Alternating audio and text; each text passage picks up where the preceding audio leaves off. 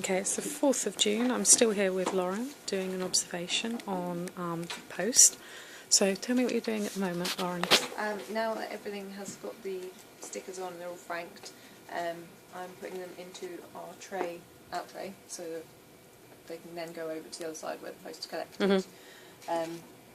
Anything that's now going abroad can go together, so it doesn't have to be separated from the zone 1, zone 2, Okay. they can all go in the same tray. And then it's only the UK then and post going abroad that needs to be separated. Okay, so where would you put the UK post? It will still go in here, this one, because this one doesn't get separated, but over the other side we've got a tray similar to this for the UK side, so that's split then into different postage, like first, second, first large, second large, and then we have a separate tray for anything that's going overseas, and another tray for any stamped mail, so if anyone's got like anything personal mail they want to just bring in and put in the tray so it gets picked up, they've got those as well. So how does it make it from this tray over to the other side? I will, or Sam if she's going over there, will take it over if we have things, because there's, you'll get stuff like people in the accounts will need something to go over to the sales team who are in the other building, so they'll put them in stuff in the trays as well, and then we can take them over for them. Okay. Go and check the trays over there, see if anything needs to come back this way, that's right. Do you have a set time to do that, or No, just we as and when? try to do it quite regularly throughout the day, obviously, just so we know there's not anything building up that needs to be over here. Okay. If someone has something urgent that they need to come over or need to have sent, they generally give us a call or send us an email or something to just stop us to just pop over. Okay, excellent. I've written down.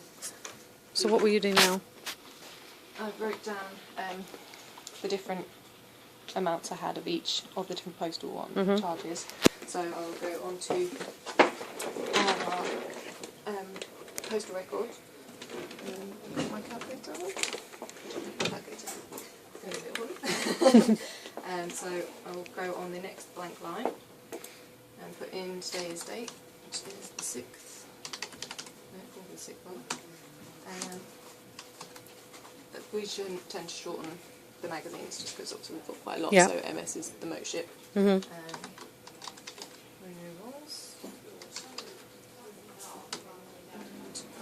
I had 4 of those. I had 65. 16 for zone 1 and 3 for zone 2, so I just need to find a calculator quickly.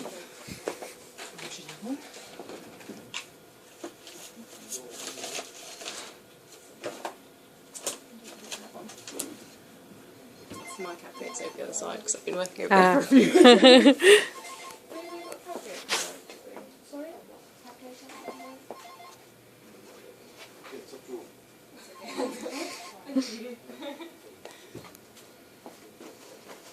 Now I have calculator.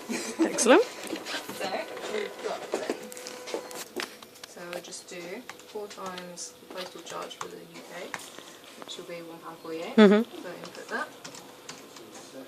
And same for the next one, so 65 times 85. Input that one.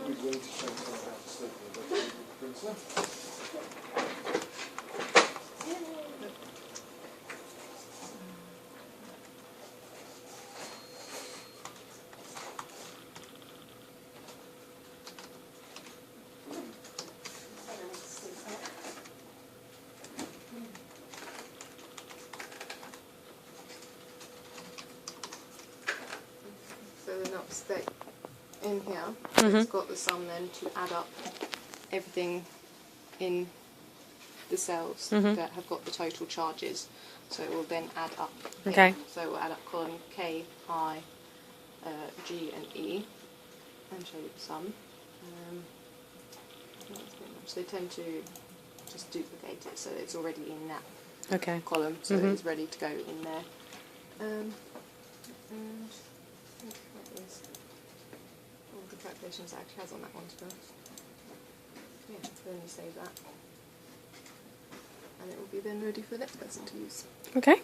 Because this is on our public files, so everyone can access it, and if anyone does the large batches, they can then put it in as well. Okay, excellent.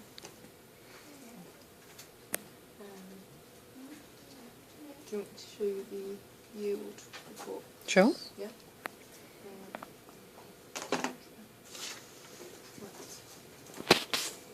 I've been helping one of my colleagues over the other side. She does all the yield reports for each of the different magazines. Like for the individual salespeople, they have an online target and a print target. I've been helping her just input it from the sheets and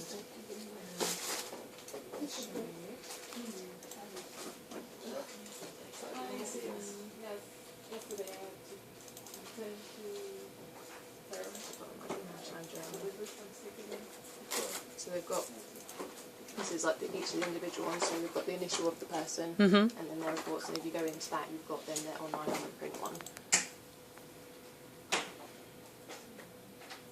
So this is one of the, this is for April. Is that an online or print? This is print, this one. So they have a summary page like this, which will calculate everything that's input onto each of the different tabs. Yep. There's a different tab for each month of the year.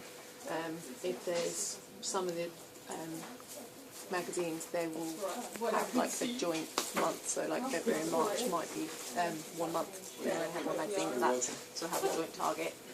But I was going through looking at the yield reports from the year before and then taking what they had from the year before in the yields here and inputting them onto the variant on this one, because then when you input the data on here it will take this figure and what's in here and it will tell you if they're up or down from last year. Okay.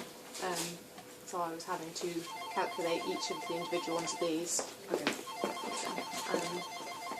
I can show you.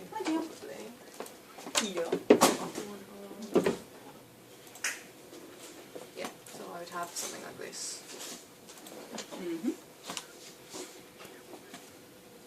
So this is like what I would get. So it would say we've got directories. This one's for got that here. this is a print one.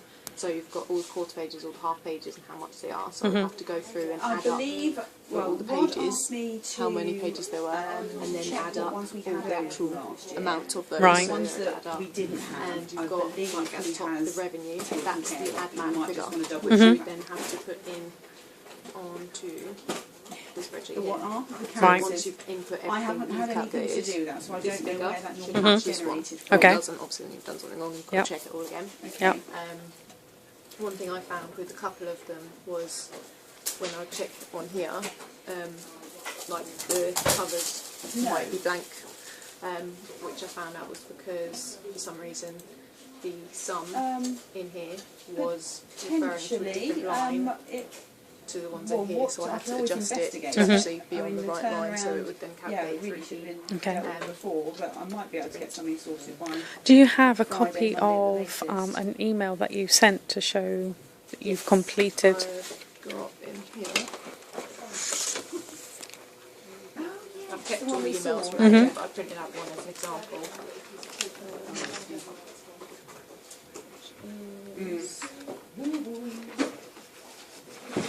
Yeah. This one. This one was actually one of the latest ones. It was for the Maritime Journal and Greenport, I think. I believe. Yeah, Greenport Maritime Journal. Which was, she asked me to do this like on the Friday that she sent it to me because they needed it quite urgently. Right.